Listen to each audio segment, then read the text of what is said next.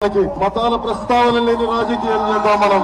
నేను భారతీయుని, నాకు కులం లేదు, మతం లేదు, ప్రాంతం లేదు. My own dharma is a sin to the so-called people who comment on us, for the so-called pseudo-secularists. Then let me tell you, I will make my stand clear to you today. I am an unapologetic Sanatani Hindu. నేను ఎప్పుడు ఒక కులాన్ని నమ్ముకుని రాజకీయాలకు రాలేదు, అది అర్థం చేసుకుంటాను. జాతీయ భావాలతో పెరిగిన వాడిని, రాజ్యాంగ స్ఫూర్తిని లోపల పెట్టుకున్న వాడిని. నా దేశం నేర్పించిన సంస్కారం మానవత్వం చెప్పింది గాని ఒక కులాన్ని చూడమని ఇప్పుడు చెప్పాను. కోనసీమలో ప్రతిపల్లికి కాపులకి పడదని నేను కూర్చొని ఇదే కోనసీమలో అందరికీ ఆత్మీయ సదస్సులు పెట్టించాను.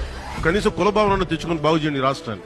నిజంగా మనస్ఫూర్తిగా చెప్తున్నాను. ఈ మాట ఇప్పుడు కులాల భావం తప్ప మేము ఆంధ్రులు అనే భావన మాకు లేదు. బాబు గారు మళ్ళీ మీరే రావాలని చెప్పి ఎక్కడున్నా హోర్డింగ్స్ ఉన్నాయి, వచ్చి ఏం చేస్తారండి మీరు? లోకేష్ గారికి ఇదే చెప్తున్నాను, నేను మీకు అండగా ఉండి 15 సీట్లు పశ్చిమ గోదావరి నుంచి ఇస్తే మీరు నా తల్లిని దూషించారు. తెలుగుదేశం పార్టీని, లోకేష్ గారిని క్షమించను, మర్చిపోకండి.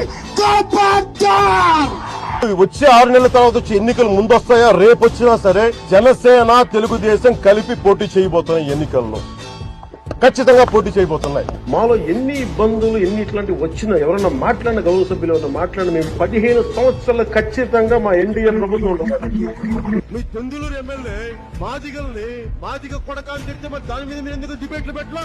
ఎందుకు పెట్టలా? దళిత కులాల మీద తిట్టే మీరు ఎందుకు పెట్టలా? మీరు బాగా ఇష్టమైన నాయకులు చింతమనేని ప్రభాకర్ గారికి, మనస్ఫూర్తిగా హృదయపూర్వక నమస్కారం. బాలకృష్ణ గారికి కూడా చెప్తా ఉన్నాం,